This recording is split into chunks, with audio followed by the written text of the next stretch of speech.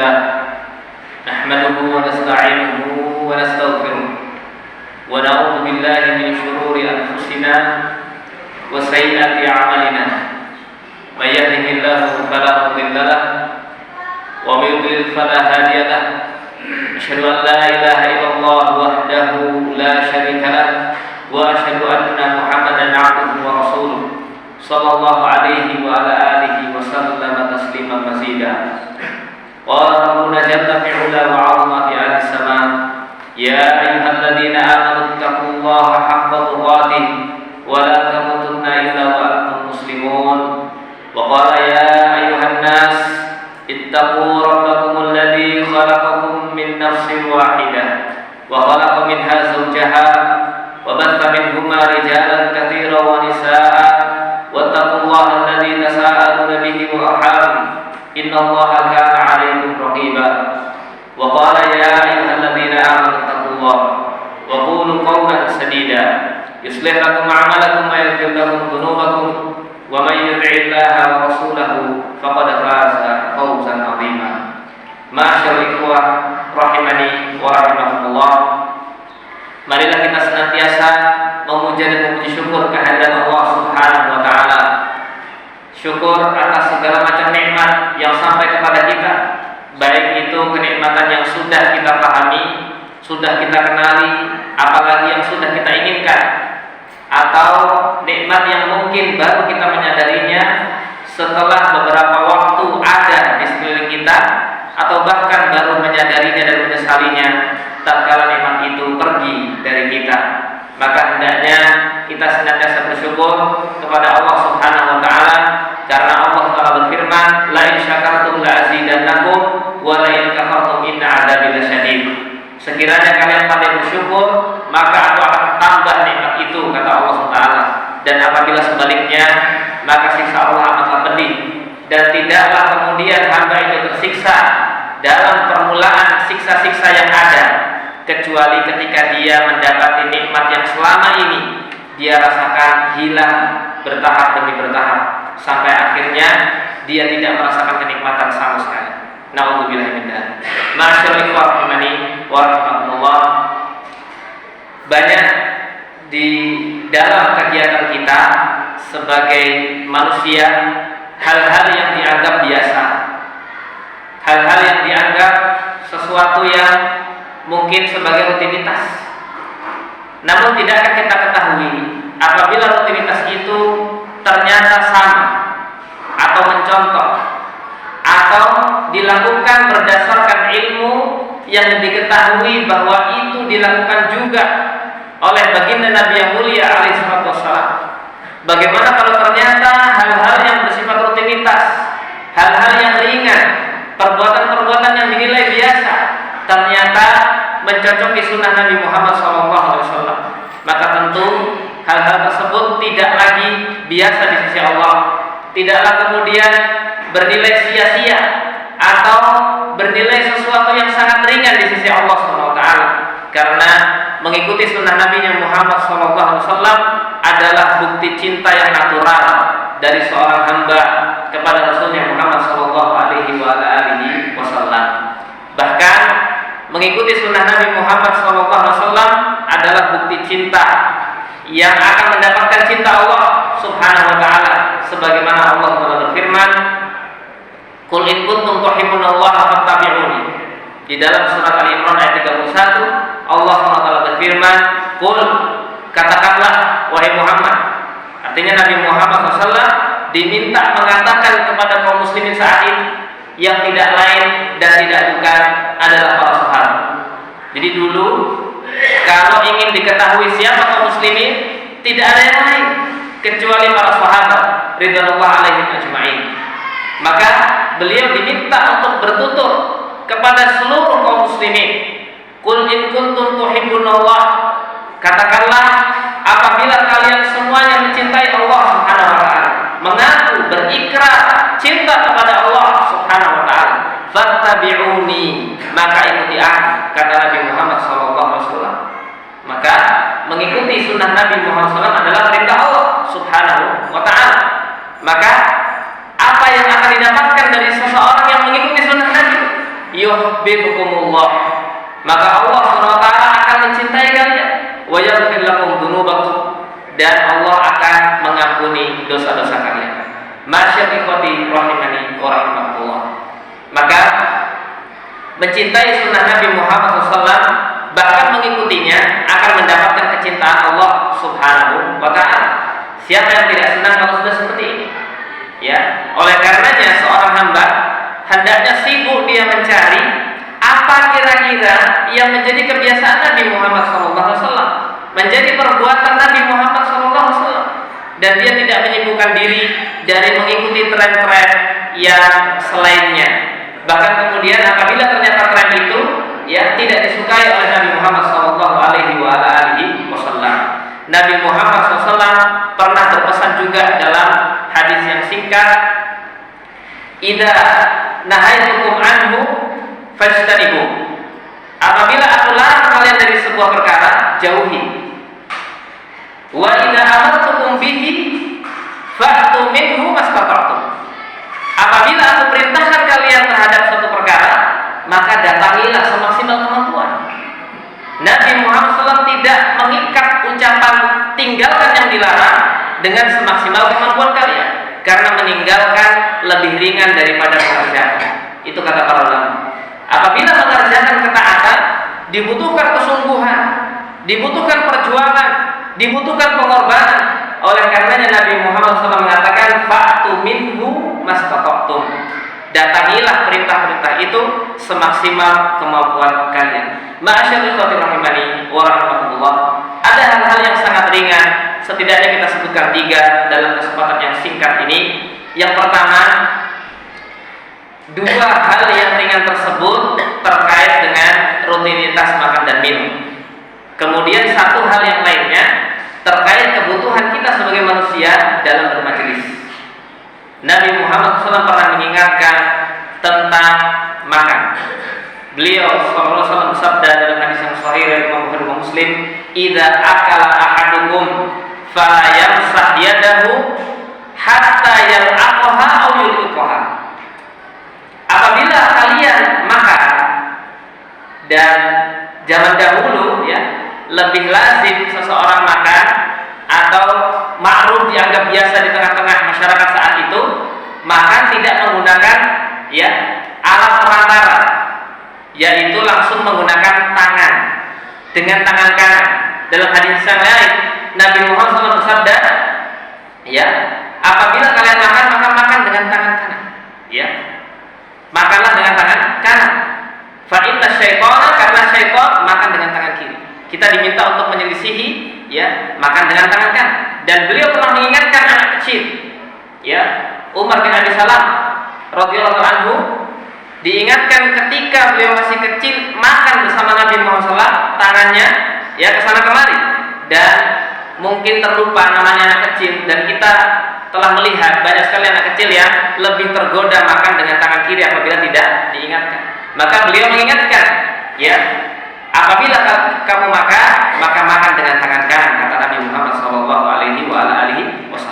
Dan ketika kita makan dengan tangan, kata Nabi Muhammad SAW, jangan langsung dibersihkan kecuali setelah kita bersihkan dengan mulut kita, atau meminta seseorang, ya, untuk membersihkan dengan mulutnya.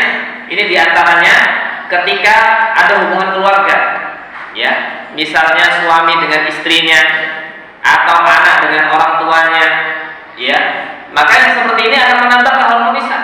Kata Nabi Muhammad SAW, "Fala yamsah yadahu hatta yal'aqaha aw yulqaha." Jangan dibersihkan dahulu total dengan air dan yang semisalnya sebelum kalian bersihkan dulu dengan mulut. Ini diantara kebiasaan Nabi Muhammad SAW, dan itu perbuatan biasa, ya, dinilai oleh seseorang biasa-biasa saja. Tapi ketika itu mencocoki apa yang dilakukan Nabi Muhammad SAW, akan bernilai pahala yang besar. Karena berarti Nabi Muhammad SAW telah mencontohkan kita, dan beliau tidaklah berkata-kata melainkan dari wahyu. Ya, beliau tidak berkata-kata melainkan dari wahyu Allah SWT, sebagaimana dalam surat An-Najm, "Wa la yantiqu 'anil hawa in huwa illa wahyu." Sesungguhnya Nabi Muhammad SAW, beliau itu tidak berkata-kata dari hawa nafsunya, dari buah pikirnya sendiri. akan tetapi dari wahyu yang diwahyukan kepada beliau sallallahu alaihi wasallam. Kemudian tentang masalah minum, Nabi Muhammad SAW memiliki kebiasaan. Karena Rasulullah SAW yatanaffas fi syarabi salatan. Sesungguhnya Nabi Muhammad SAW ketika minum mengambil jeda dalam minumnya untuk bernafas 3 kali. Dan alasannya kata Nabi Muhammad SAW, ya innahu arwa wa abra wa amra. Sesungguhnya memberi jeda ketika minum 3 kali nafas itu lebih mengenyangkan, kemudian lebih melegakan rasa haus, kemudian ya lebih menyamankan perut. Ya, kata Nabi Muhammad demikian. Dan apabila kita praktekkan, subhanallah, ya, ketika kita membagi minum itu 3 terbuka, tidak terburu-buru, apalagi dilakukan dengan adabnya duduk, ya, apalagi dengan adabnya duduk, maka akan menjadi sehat. Perbuatan itu mencapai sunnah Nabi dapat pahala, menyehatkan badan berarti menjaga amanah tubuh ini yang Allah telah berikan kepada kita, itu juga akan mendapatkan pahala. Sederhana, tapi akan mendapatkan pahala, ya, di sisi Allah Subhanahu wa Ta'ala. Ma'asyiral ikhwati rahimani wa rahimakumullah. Kalau kita melihat, ya, banyak di antara kaum muslimin sudah sedikit melupakan adab-adab yang sebetulnya akan meningkatkan derajatnya dan menjadikan dirinya begitu berharga di tengah-tengah masyarakat. Entah karena kesibukan, entah karena mungkin dianggap kurang stylish atau ketinggalan zaman. Lihat bagaimana banyak kaum muslimin ikut-ikutan sekarang standing party, ya, makan minum berdiri. Bukan tidak boleh, ya, ketidakbolehan makan minum berdiri itu tidak sampai derajat haram. Ini pendapat yang ma'ruf di kalangan para ulama. Tapi betul-betul dihindari dan menjadi sesuatu yang kurang baik, kurang sopan menurut agama kita. Ya, kecuali memang tidak dijumpai sama sekali tempat untuk duduk. Nah ini. Dan sekarang kalau kita ikut-ikut, apalagi yang lebih parah lagi, ya, karena mungkin ribet dengan sesuatu, makan dan minum pakai tangan kiri. Nah ini jelas sesuatu yang, ya, sudah mulai luntur jauh, ya, jauh dari sunnah Nabi Muhammad SAW. Oleh karenanya, ya, kita ingin saling mengingatkan kembali, ya, bahwa sunnah Nabi Muhammad SAW tidaklah ketinggalan zaman, tidaklah kemudian menjadikan seseorang itu terlalu terbelakang, bahkan akan menggambarkan luhurnya adab yang bersangkutan. Barakallahu fikum. Ma'asyiral ikhwati rahimani wa rahimakumullah. Kemudian yang ketiga, hal yang kita ingatkan dalam majelis yang singkat ini adalah kebutuhan seseorang untuk bermajelis. Manusia makhluk sosial, tidak bisa tidak pasti ngobrol, tidak bisa tidak pasti berkumpul. Bahkan kebiasaan berkumpul ini juga dilindungi oleh negara kita, dilindungi undang-undang. Ya, selama yang dibicarakan itu hal yang baik dan lebih khusus dalam masalah agama, yang dibicarakan itu tidak mengandung ghibah, namimah, tidak membicarakan hukum-hukum Allah dengan serampangan, maka akan mendatangkan kemaslahatan, membuka pikiran dan seterusnya. Tapi tahukah kita bahwa Nabi Muhammad SAW ternyata setiap kali bermajelis selalu memohon ampun kepada Allah tidak kurang dari 100 kali. Ya, tidak kurang dari 100 kali.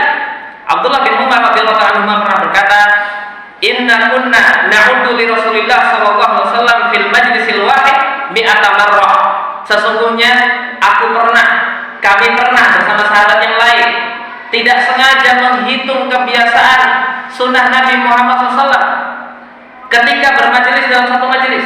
Uminya lisannya Nabi ini dititeni, dihitung, ya, tidak kurang dari 100 kali beliau mengucapkan, Rabbil firli wa tub alayya innaka antat tawwabur rahim. Rabbil firli wa tub alayya innaka antat tawwabur rahim. 100 kali, banyak. Ya, kenapa? Karena para ulama mengatakan di dalam majelis itu mungkin sekali ada keplesetnya lidah, mungkin sekali ada sesuatu yang mungkin tidak dipahami antara yang berbicara dan yang mendengarkan, maka akan menghasilkan dosa-dosa, maka akan menimbulkan sesuatu dalam hati yang mungkin tidak selesai di majelis itu, bisa dibawa pulang dan seterusnya. Bahkan kalau isinya ternyata ghibah, memakan bangkai saudaranya, maka akan terus bergulir menjadi bola salju yang akan membinasakan dirinya di akhirat kelak. Alhamdulillah min dzalik. Maka inilah hal yang biasa dilakukan Nabi Muhammad SAW, yang mungkin bagi orang cuma begitu saja. Tapi ketika kita kaum muslimin rindu bertemu Nabi Muhammad SAW nanti, maka hendaknya kita ikuti. Aku qouli hadza wa astaghfiru lakum wa lisa'il muslimin wal muslimat min kulli dhanbin fastaghfiruhu innahu huwal ghafurur rahim.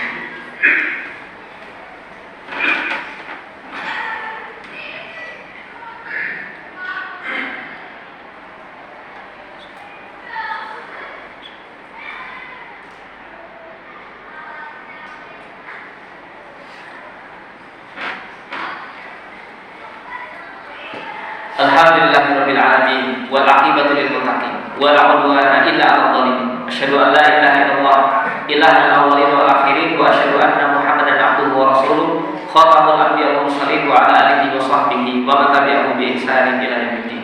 Ma'asyiral ikhwati rahimani wa rahimakumullah.